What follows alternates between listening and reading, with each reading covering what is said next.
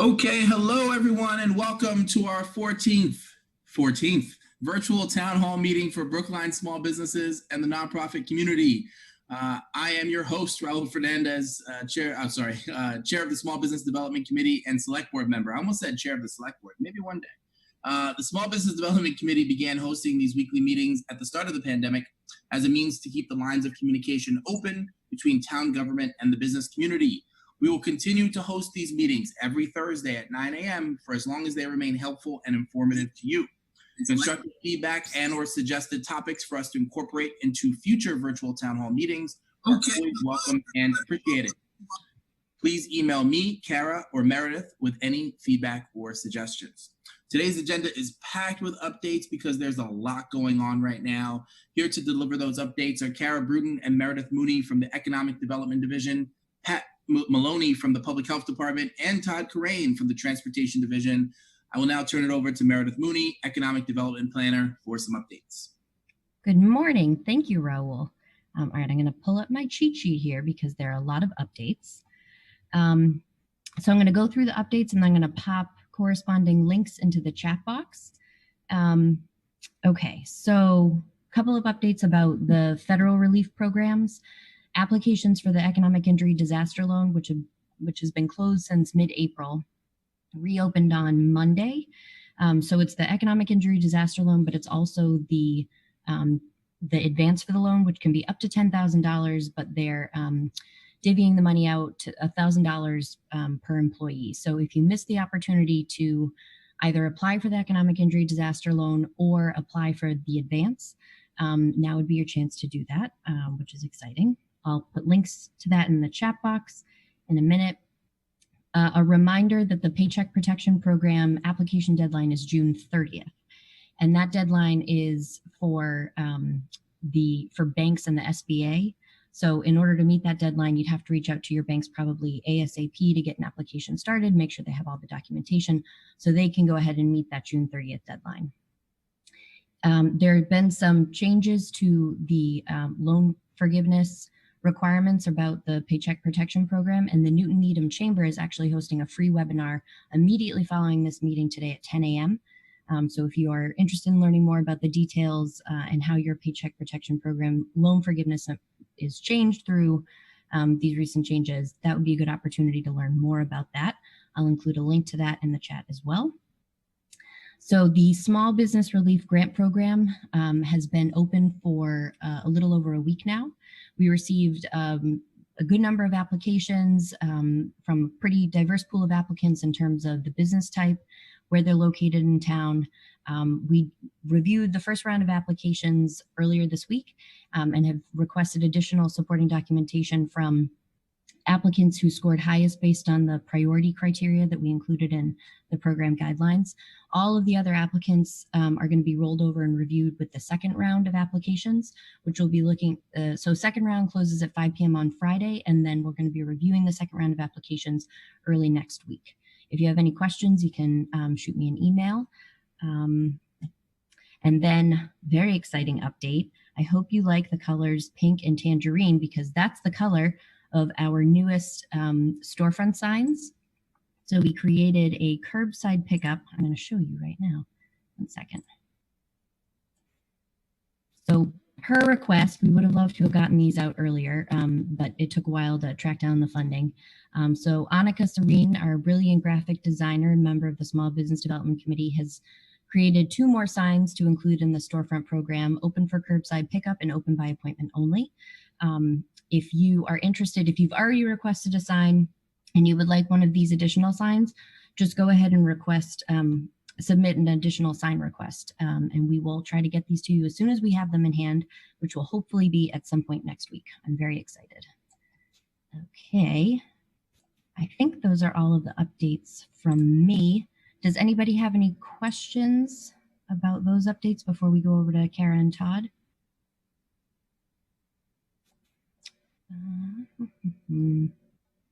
Debbie's got some stuff in the Q&A, which I think is going to be transferred over to the chat box. All right, then. Well, I will turn it over to Todd.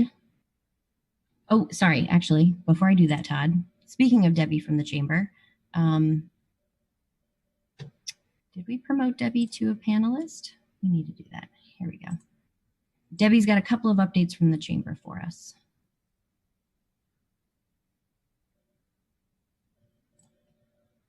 Hi, Debbie.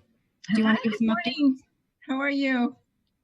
Wait a minute. I don't think I did something here. I'm back.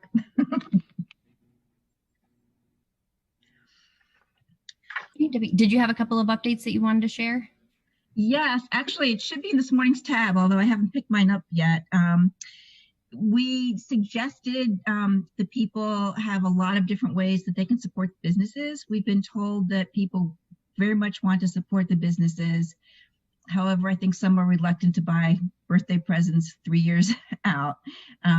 So we've got options for everybody. I put this, is that now in the chat information? I can put it in the chat information now, I think. Anyhow, I'll write this down so everybody has it. But we're trying to tell people, and we're hoping that you can share this with your customers and get it out there as much as possible, just to help people, remind people to think about local businesses before they purchase any item, before they purchase anything. Think about what they can get here and where they can get it. Organize your neighborhood association or street to purchase maybe from 3 different places per week and focus on those 3 places. You can also incentivize it by saying that whatever purchases are made, that particular group of people will match those funds and contribute to a local nonprofit. That's certainly up to those people. And then also encouraging people to pick up their restaurant orders rather than have delivery services, since the delivery services charges do eat into what the restaurants can make, and that's really important. We also started a pro-business, non-business chambership membership for $50. Raul, you were the first member, so we were so happy to have that happen. Thank you. So that's one way that we're getting people to support the chamber. Actually, on an aside, we've also been asking for contributions most recently, and Elias has stepped up and been the first person on our board to increase his membership by a couple $100, which was great. And then also spread the word. I mean, for people who can't go out and buy a whole lot of things right now, and certainly a lot of people are in that situation, get on social media, talk about what your favorite restaurant is, convey what the experience is like when you walked into Wild Goose Chase or Fire Opal or Eureka, and let people know how exciting these places are and what wonderful customer service they provide and why it's important that people support those businesses.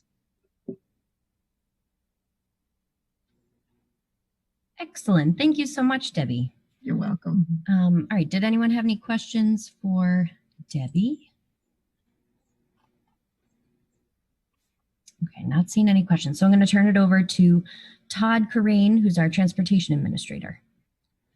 Thank you, Meredith. I just have a couple updates related to transportation to share with you.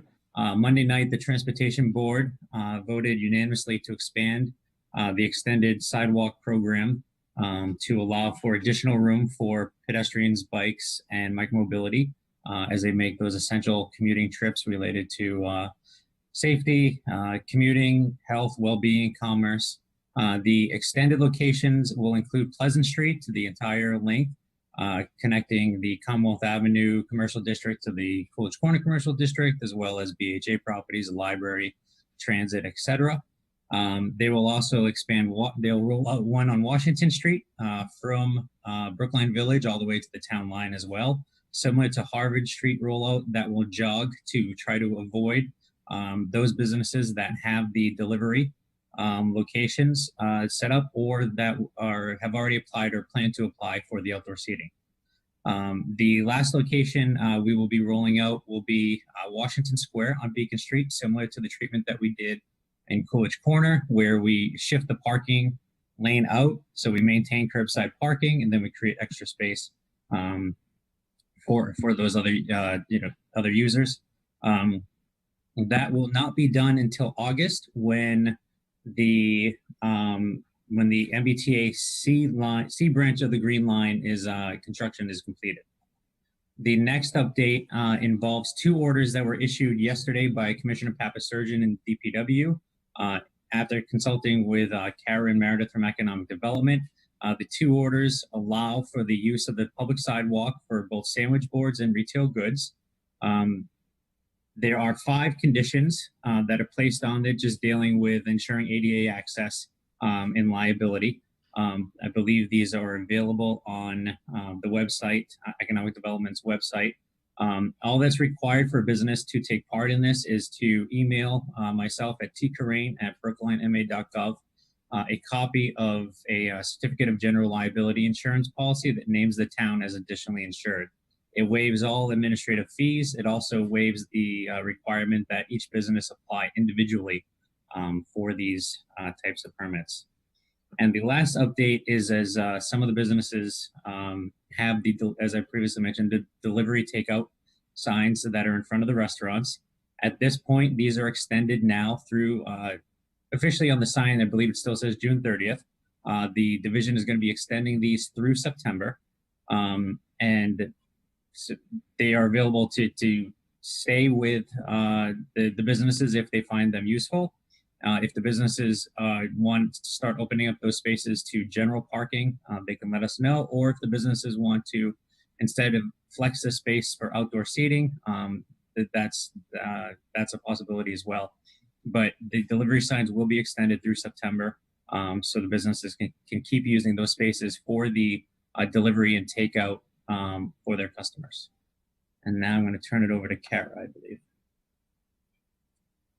Does anybody have any questions first before we move on? I don't see any urgent ones. We'll keep going.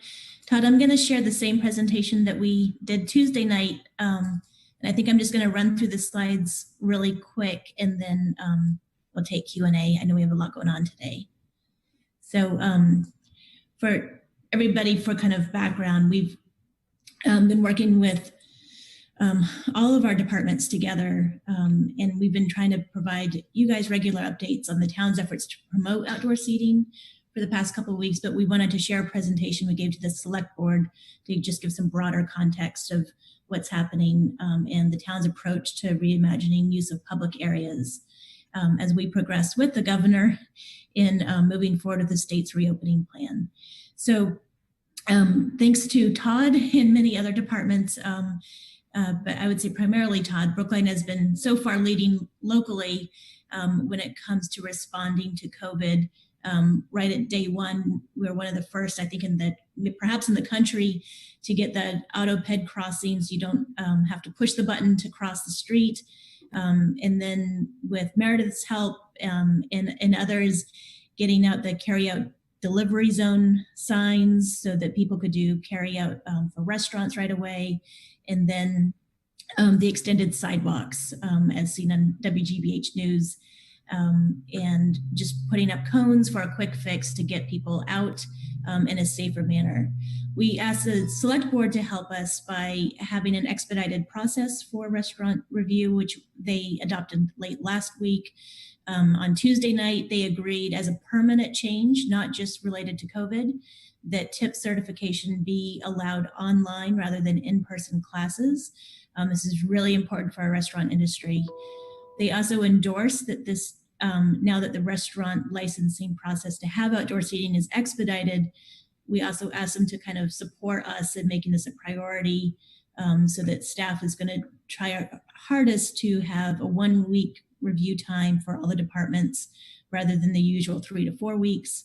And then we asked the select board to kind of give a general nod of support for using specific public spaces. So everybody here, I think, knows the need for why we need outdoor customer areas, not just for restaurants, but for our retailers.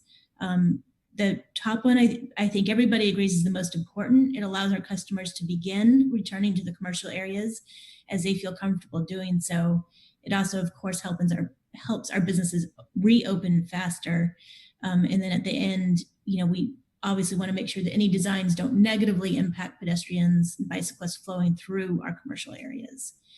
So just real quick, some examples of outdoor areas. These are not from this summer yet. There's seating on private property, on public sidewalks, curbside parking, that's at Clearflower. So we've done that in the past, and we were able to reopen those three very quickly. And you'll see restaurants starting to open up as they ramp up their employees. We also asked the select board to consider public parking lots. Not all public parking lots, because I think we obviously need to balance all business needs. But there are some areas like the Webster Street lot, which is behind Subway and near Mike's Deli. It's a very small parking lot of 10 or 11 spaces on a one-way street. And that seemed like a good location to have the town, our parks division, is rehabbing some picnic tables that are in storage. They just got one of the last orders of lumber, and they're going to be rehabbing those picnic tables and placing them out in this parking lot area so that anybody that's getting takeout has a place that they can go without, schlepping all the way over to a public park. That other type is just other types of public property. This is the new driveway that was put in with the school renovation. This is obviously adjacent to Zaftig's. Zaftig's does now have permission from both the school committee and the select board, and they're going to be expanding their wait staff, seated service onto this driveway, which is great for them. And then the other category that we are not yet ready to have a specific proposal for, but if any businesses here have ideas, you can talk to Todd or I and start brainstorming about them. I did get a call. This is breaking news for everybody else here. I did get a call late last night. There is some interest in closing down at least a portion of Green Street. And we're going to try to set up a site visit with the businesses adjacent there. And that was a request from one of the businesses adjacent to Green Street. So more to come. Wanted to show everybody here kind of a compilation of different kinds of spaces. The Coolidge Corner Merchants Association is thinking about plans for later this summer of how to use that horseshoe driveway at the school in Coolidge Corner. And that will probably be for like a weekly series, mostly focused on retail space. I told you about the Zaftig's use adjacent to the Coolidge Corner School. Parlor Restaurant, for example, is interested in putting a couple tables on the Center Street Walk. Hamilton Restaurant just got approval as of last night at a staff level, now that that's expedited, to not only have seating on some of the curbside parking on the front, but also to use, there's a concrete kind of pad adjacent to the farmer's market in the back. And that's really helpful for restaurants that serve liquor to do more than takeout. To be able to have outdoor seating is very crucial. And then I told you about the common outdoor seating that Public Works and the Parks Division is running with at the back of the Webster Street lot. In Brookline Village, we've had initial conversations with a couple businesses about possibly using some of the parking lane along Station Street. We have no specifics yet about how many or what's going to work best for everybody. We are planning a site visit to talk about that to make sure it works for everybody.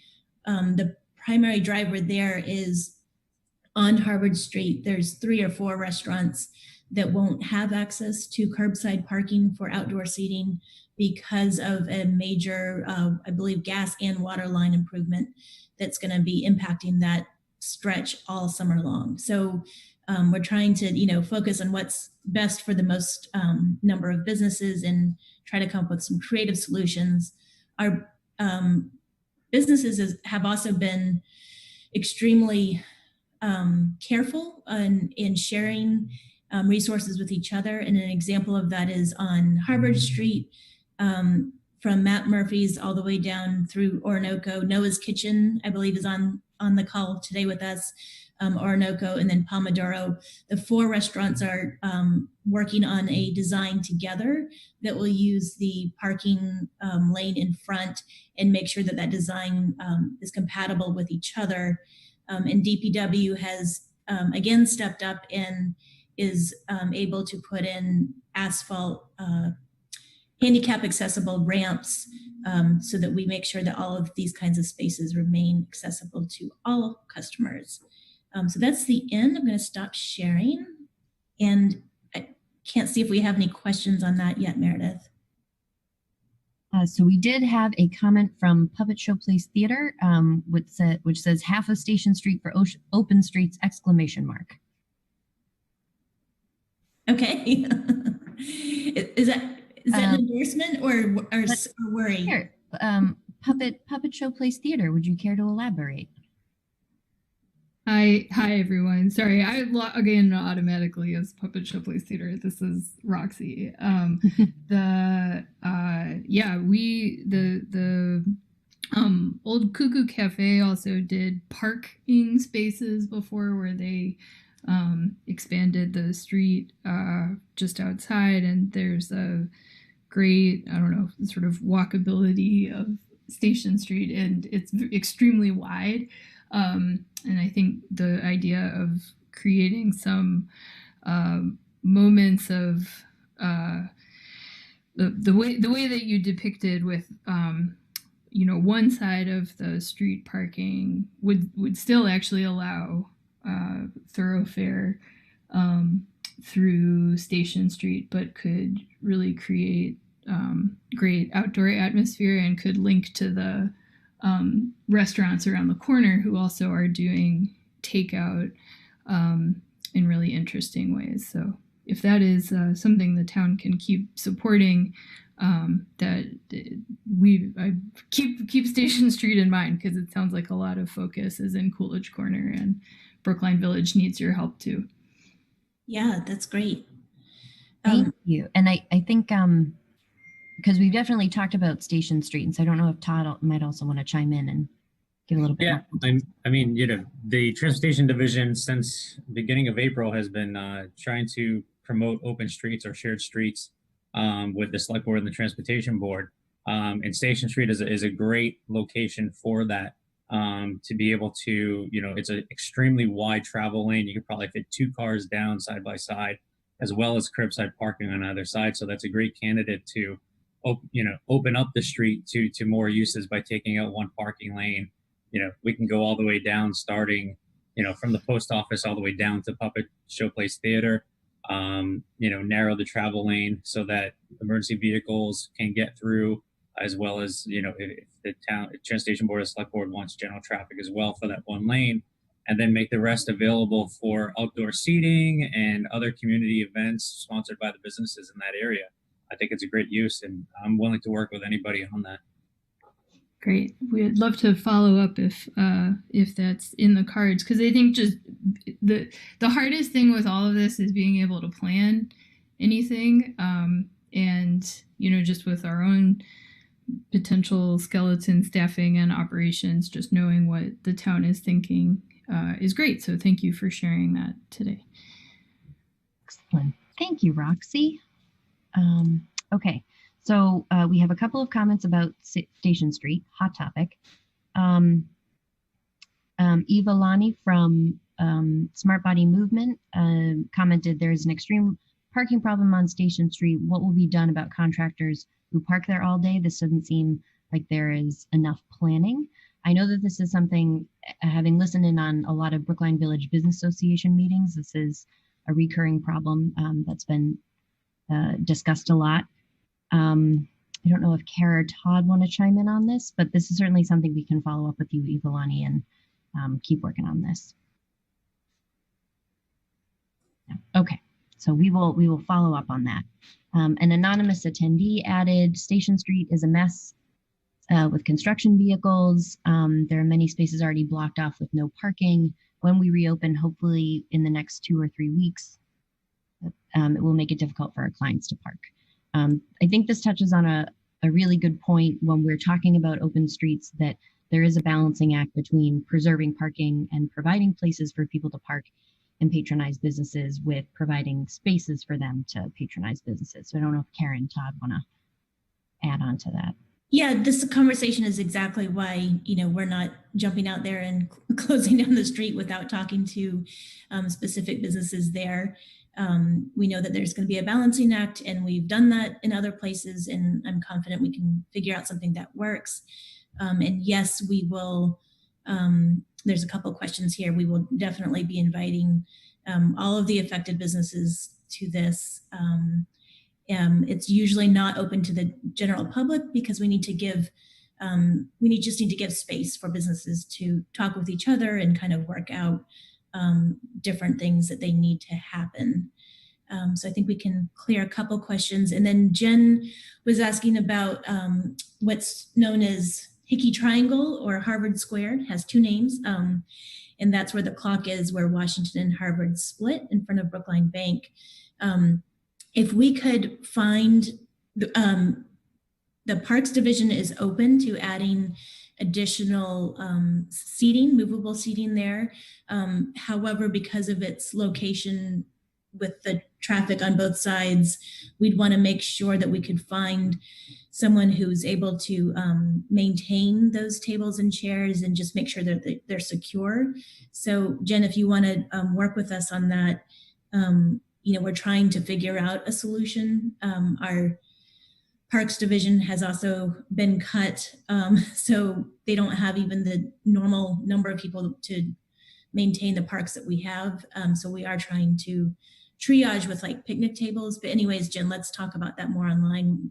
We agree that that's a good candidate, and we could walk up there that same day that we do the site visit to Station Street. Great. Roxy, a puppet show police theater. Can open streets concept be time limited? I was thinking about evenings/weekends. Todd? Yeah, it can be, for weekends. It can be for just a couple weekends in the summer. It can be, every evening, Friday through Sunday. I mean, we can design it for whatever works best for the businesses. We've been asked, by the select board and by the transportation board about the open streets. And my answer is always, if the businesses are interested in doing it, then we're interested in working with them. It's not something that we want to force on you. We want to make sure that it works for your business. So that way we can balance the parking need versus the extra pedestrian need versus you using the sidewalk for your retail goods, et cetera.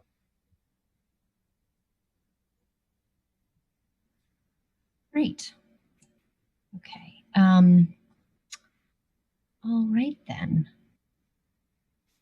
Do we have a couple of other questions either in the Q&A, and I think there's one that just popped up in the chat box.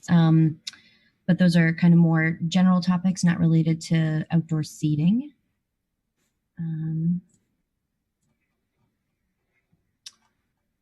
Okay, so before we go to those, let's check in with Pat for updates.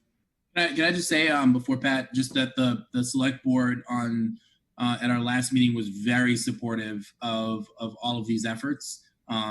Voted unanimously in favor of them very quickly, actually, and some of the select board members, including myself, said, let's roll these out and continue to expand upon this. So you've got a select board that's unanimous in its support for this approach. And of course, it's going to be in the details, making sure, as Todd just mentioned, that it's based on what works for the businesses, what works for the residents in the community, and so we'll be here to keep supporting this. I just want you to know that. Yeah, and from the public health perspective, it's been a real team approach. As you're hearing, multi-departments are involved in this, and we are passing these approvals fast and furious. So it's been a real team effort to get this done, and it's been very successful. So just a couple updates. Fortunately, it was reported yesterday, the mass trend is going down. We're seeing results in the hospitals. Previously there was a high rate of over 2,000 patients in hospitals. We're down to 73 that are being treated for COVID. That's amazing. The surge capacity that hospitals had to set up has gone down from 23 to 13. So they're seeing the trend that they can lighten up in the hospital environment. So things are going in a good direction. The governor and his staff have stated it's really everybody's cooperation with following the protocols and face coverings and social distancing. So we need to continue that so these trends go down and we don't have a spike. The health department has been really busy with phase 2, and I'll say 2A because there's a second part of it that we've been allowed to open facilities. And there's been a number of school graduations throughout the community, and they've gone very successful. They had to follow a revised protocol for the COVID health and safety requirements, and that's been a great success.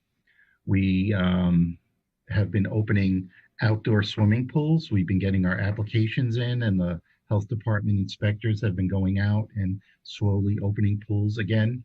All of the outdoor pools have to follow the COVID-19 health and safety protocols and social distancing, and everyone is doing well with that. So we're very pleased. We also opened 2 children's camps this week, much scaled down children's camps, but they were allowed to open. And we have 2 camps that are running virtual camps for the summer. So it is a real challenge to operate a camp under the current pandemic restrictions, but it can be done, but it does drastically reduce their population. So we're trying to work with every camp inquiry as best we can. But the big one is the outdoor seating. So far, we've recommended 8 establishments, and there's a number in the queue. So, I mean, that's, I have on my laptop just the approval templates going every hour. So we're very busy with that. Our inspectional staff are working with all the operators to see that they do it in a health and safety manner, so the citizens can be assured that they're going into an environment that the operators and the staff have been trained and know what their obligations are. So we're very comfortable with that, and everyone should be comfortable with that. And as I said, we have additional applications coming in, so we'll be addressing those. So just some of the conditions at the health department, when we do give the approvals, I'll just go over them if some operators are listening. And one is that you complete the COVID-19 health and safety protocol plan, which we've talked about for each week, what retail businesses, all businesses have to do, where you train your staff, you follow the social distancing, you follow the face coverings and sanitation protocols. Those are critical, especially now that we're introducing customers to our environment. And all the signage and economic development. You guys have been great with making signage and having it, because it educates everyone. When an operator can point to a sign and say, please, this is what's required, that helps an awful lot. So all the signage we outlined has to be part of that setup for the outdoor environment. The 6-foot distancing between tables. We did have one operator take advantage of, you can decrease the social distancing if you put up a barrier. And the Washington Tavern, you'll see, went out and went to the expense to put up nice plexiglass walled barriers, and it allowed them to put a few more seats in there. So kudos to the Washington Tavern. And I've heard good comments about the way he's approached that. Also, just a reminder, dogs aren't allowed in the outdoor seating. We did allow, with a waiver, certain accommodations, but only service animals are allowed in these environments at this time. The rubbish containers always are required to keep the streets nice and clean. And we do pre-operational inspections once they're set up. And reminder, no smoking. We received an advisory from the state reminding all the cities and towns if they have smoking restrictions, to remind everybody they carry over outside. And we've had that from day one. I think we were the first community to adopt such legislation. And then that all the other departments' concerns get addressed. So it's not just the health department, it's transportation and building and fire. and everybody's been great with coming across and doing it. So we're quite pleased. And as I said, al fresco dining is going to be the capital of Brookline. So we're doing very good. So any questions? We're here.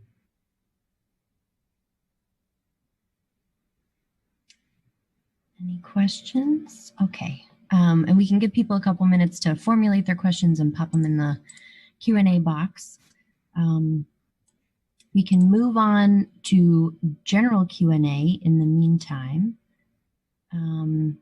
Talia, you popped a question in the chat box. Do you want to ask it live?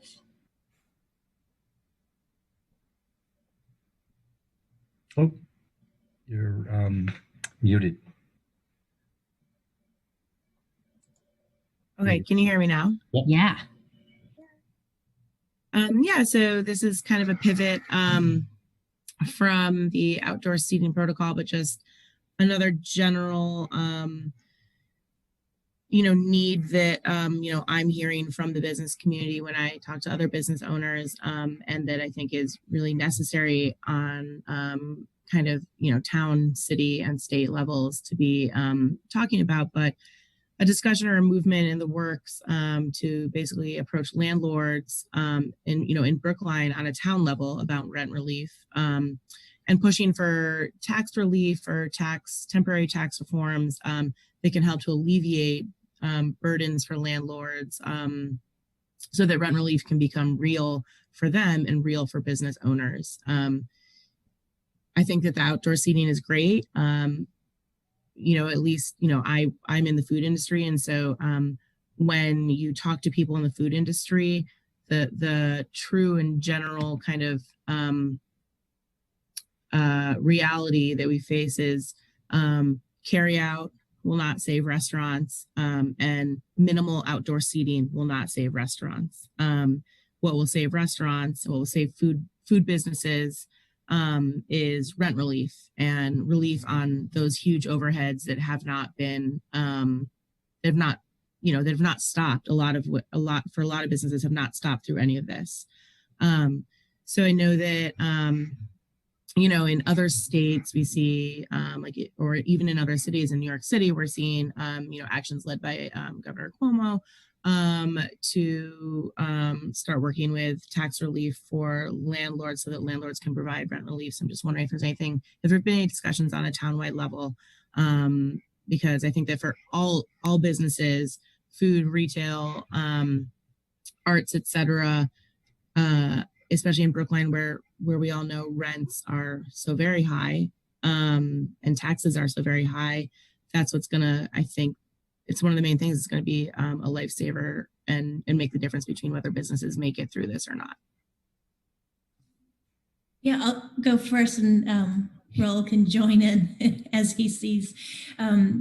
So I would be very interested to see what New York is doing compared to what Massachusetts has done. Talia, if you could email that to me, like a link or even a news article, that would be great. I'd love to get Representative Vitolo on a call too, and just kind of think about that. It's a little bit of a rewind, but for those of you, I think it's important for businesses to know what has happened so that you can, in case it helps you negotiate with your landlord. So here's what has happened in Massachusetts. The state legislature did permit municipalities to delay property tax, and that was like from mid-March through the end of June. And the select board voted that immediately the second that was available. So that did go into effect. And I know Ann Myers had to leave early for another appointment, but our EDAB members took our property tax base and researched using the Commonwealth Corporations database to try to contact every landlord in town. And the tactic that we used was education. In other words, saying if we have very little leverage locally, but by calling landlords and saying, hey, we just want to do a couple of things. We want to make sure you understand that the town recently, allowed you to pay your property tax delayed. And then you start the conversation and you say, how are you doing? What is your portfolio like? And some of our smaller kind of localer landlords in that conversation, they said, yeah, I did get a request. I'm renegotiating this lease. And as they're talking about it with you, you could see them kind of shift and say, I think that's something I'm going to be able to do because my residential portfolio has been pretty okay with the rents. And so by having that conversation, it's hard for us to measure how effective that's been, but I would say, 24 landlords, we've been part of that conversation with them. Some of them did not know that they had that tax relief. And so I think that was a good use of our time. There were many landlords, many landlords who would never call an EDAD member back, would never call us back. And I think that is the harsh reality, especially with some of our more corporate landlords who are based out of state. And that is, I agree with you that is the number one crucial thing. I don't even understand from a very cold financial perspective why it makes sense for landlords to not work with their tenants, because we are going to lose, perhaps as many as 60% of our restaurants in Brookline before this is done. And it just makes economic sense for them to do that. So I would love further conversation probably with Ann Myers on other tactics we could use in the future.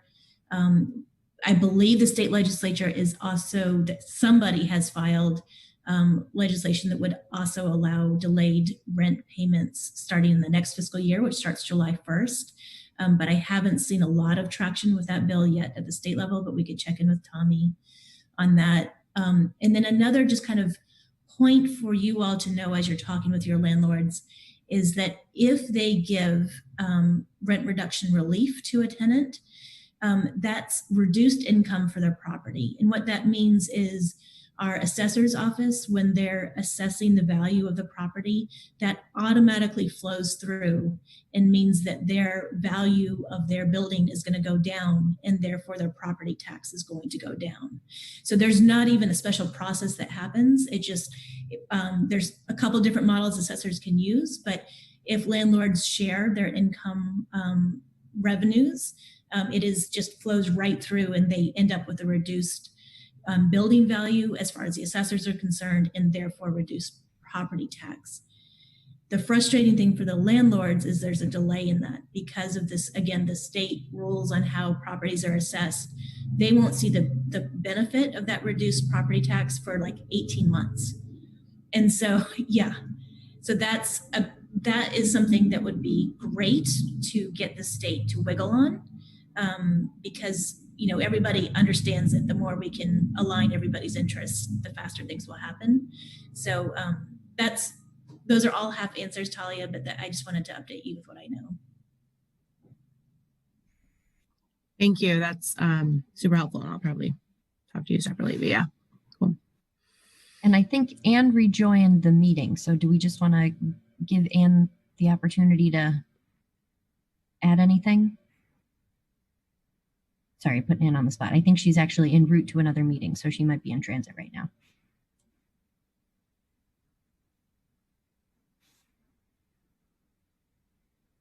Okay. No additional thoughts from Anne. Raul, did you want to add anything or? Nothing really to add other than what Kara said. We continue. I remember there was she's probably a month or 2 months ago, when the state was working on legislation, and I know that we indicated that we wanted to have the commercial side have the same protections that were being provided to the residential side, and that simply wasn't included in the bills that were passed then. I think we need to continue to put pressure on remember, we have 4 state representatives that represent various aspects of Brookline. Tommy represents most of them, but we need to put more pressure on those representatives to work to enact legislation that does just what Talia is asking. And I'll also add, because a lot of businesses may not know, there is locally, the town has declared that there won't be an eviction, that you cannot evict a tenant, whether you're residential or commercial. that may take off some of the edge, but obviously that doesn't reduce your financial burden. And the state did permit tenants, including commercial tenants, to delay rental payments. Again, that doesn't help your bottom line, but I just wanted to make sure that people knew that, and that the links to that are on our website. It's very specific about landlords not being allowed to report late payments that affect people's credit history. And so I encourage you to look at that. The state has requested that if tenants decide to delay a payment due to COVID, that there's a kind of a notification form, and that just protects the tenants. And anybody that has questions, I can point you to that offline. But again, that only kind of protects your credit history as you're trying to catch up, but it doesn't take that debt off the books. And so that was the kind of focus that I heard Talia say that we need help from our state legislators on. Thank you for clarifying that. And I had not checked out those links, so I'll check them out for sure. Great. Any other questions? I mean, I have another question that's related to to all of this. I don't get to make all the meetings, sorry, because I'm super busy. But is there any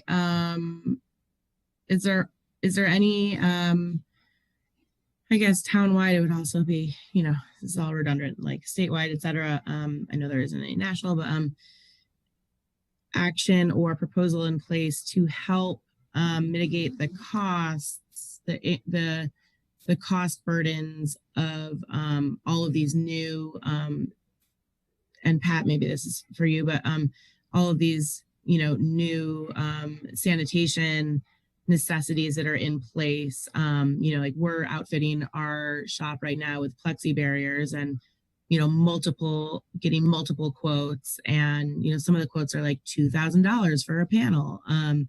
And, you know, cases of Clorox cleaning wipes and all of this stuff that, you know, as a business owner, I'm trying to factor in like, okay, when we reopen in whatever capacity we do, how do I then, you know, add in the fact that I now have these extra expenses of all the legwork I put in safety measures, even things like stickers on the floor, distancing stickers, et cetera. And I'm just wondering if the town of Brookline, or this could be an SBDC initiative, has anything in place or has discussed in terms of how are we helping business owners with alleviate at least a little bit maybe of the cost of putting all these measures in place to adhere to, you know, what the health department needs and what our staff need and what our customers need in order to feel healthy and safe and protected coming and shopping in our retail stores and eating or getting takeout from our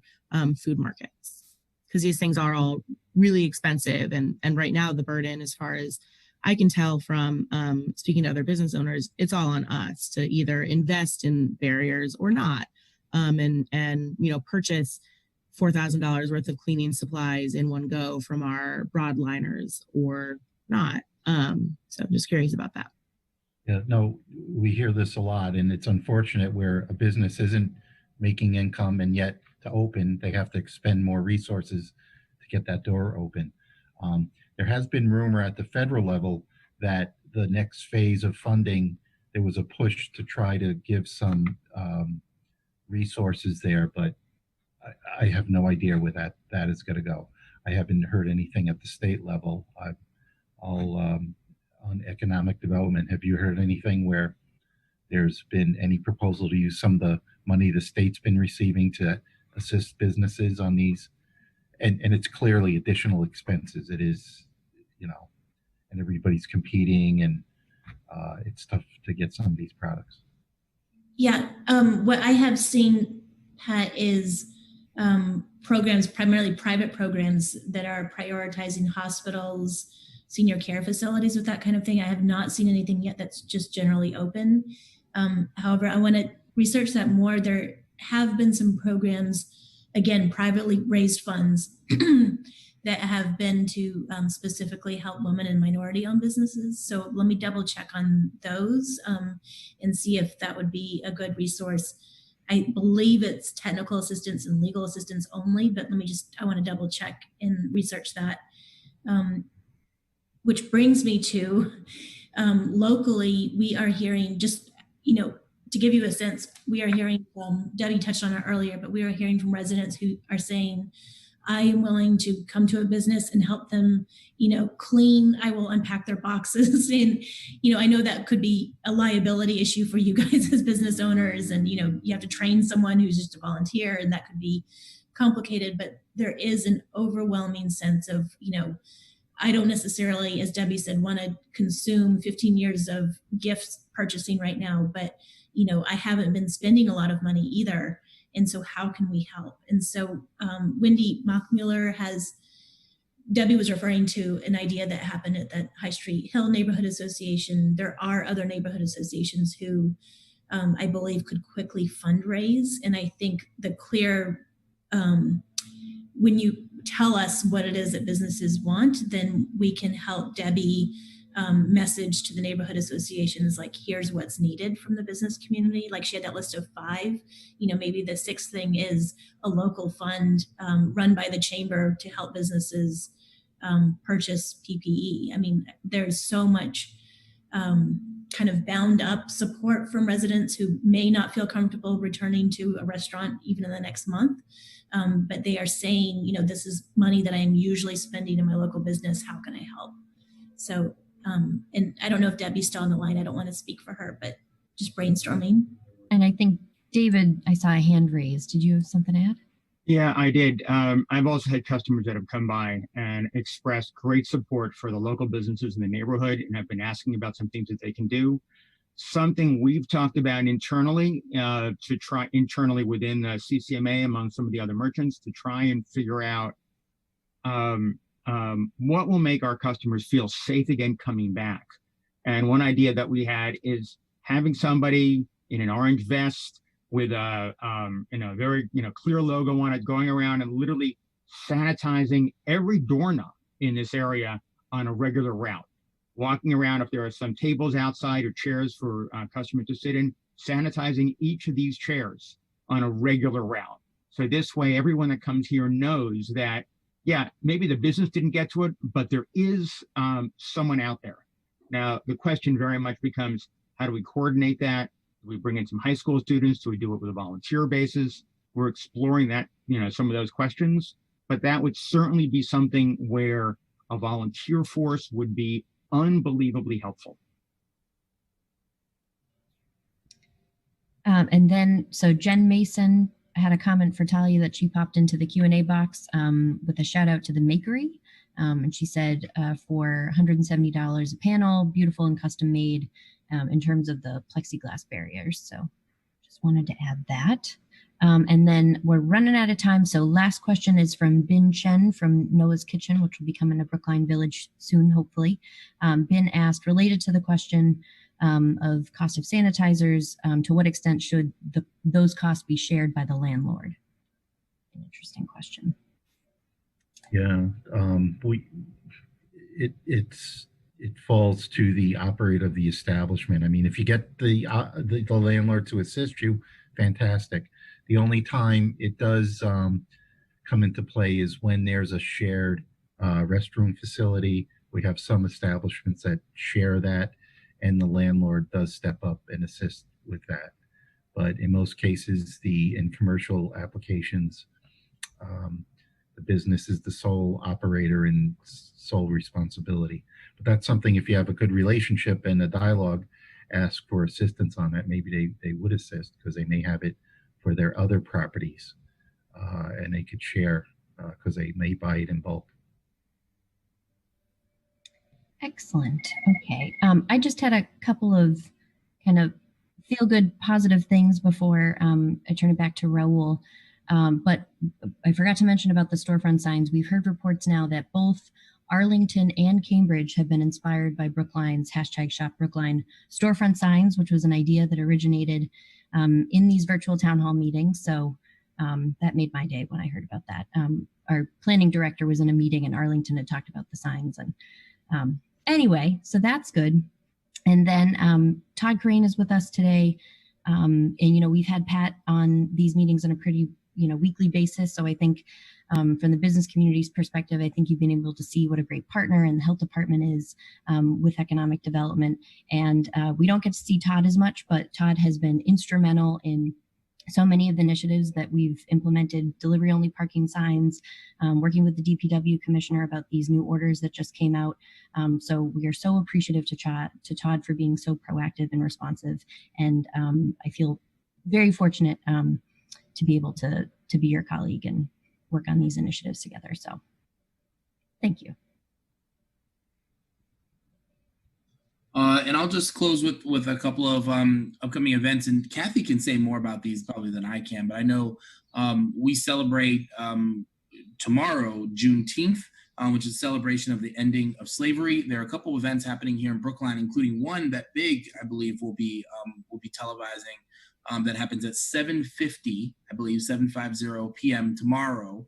And so there'll be some, it's a very positive event with some music, a couple of talks, and then also they're encouraging everyone in the community to put a lantern out or a light of some kind, maybe a candle, I don't know, out on your porch, or I've got a little fire escape situation here in my apartment or something like that to light up the night and to commemorate the moment. I don't know if Kathy has any more to say on that, but I also noticed you put into the chat about the Brookline Strong event. Maybe you want to talk about that. Sure. It's a very exciting weekend for live streaming events at Big. So tune into brooklineinteractive.org/live. Friday night, the Juneteenth celebration. Saturday night at 7 p.m. we'll have the full graduation ceremony for Brookline High School. So in addition to the card conferral, all of the speakers and student performances and music. So 7 p.m. on Saturday night. And then on Sunday night, we have the Brookline Strong event that will be live, and all kinds of folks have made entries to that, local folks, families, very talented folks.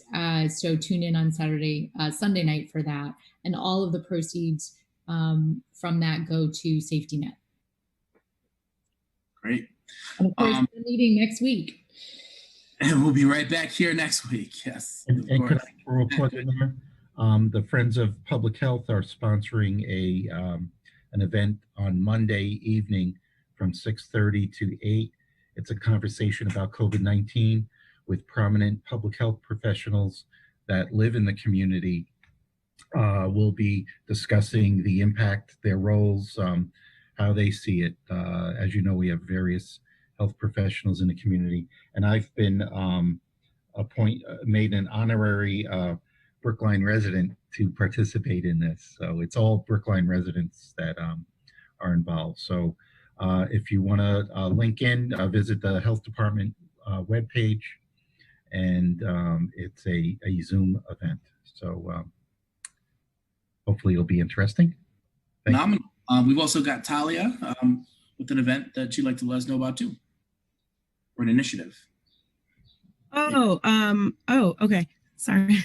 I was just letting folks know that there is actually a global initiative called Bakers Against Racism, which sprang up really quickly. It was supposed to be just kind of a national thing, and then it has just completely taken off. And so bakeries and private home bakers also are participating. It's really exciting. Everybody who participates pledges to bake a minimum of 150 pieces or items, and then chooses various social justice organizations to donate to. So I know their Allium Market is participating. I know that Clear Flour Bread is participating. And I think there's a couple local home bakers who are also participating in Brookline. I don't remember if there's another Brookline business, although Breadboard Bakery in Arlington is participating, and she kind of sprang out of Cuddy's and is awesome. So if you want, you can check out Bakers Against Racism. They have an Instagram and a Facebook and a website. or you can go to specific businesses and see what they're doing. But it's a bake sale that's been going on. It went live this week. And the pickup day, the actual bake sale day, is Saturday. So you have to get orders in quickly. It's all pre-order based. And each business will tell you what, like, the sales, 100% of sales from each product goes to a certain charity. So a lot of us are doing Black Lives Matter Boston, or Campaign Zero, or other awesome organizations. So you can check that out too. Done. I pledge to get some of these cookies that I see on your website. That's going to happen for sure. All right. Thank you, everyone. Thanks for a great meeting. Please continue to keep the lines of communication open between these meetings. So Kara, myself, and Meredith all remain available to you at any time, but we will be back here next Thursday. Thank you to Todd and Pat, as always, for joining us. And thank you to the members of our Small Business Development Committee, like David, Debbie, Talia, Anne, Caitlin, and others who've been with us today. And thank you, of course, to the good folks at the Brookline Interactive Group who keep us running, to keep us talking and keep our government operational. Thank you so much for all your work. Appreciate you all. We'll see you soon. Take care.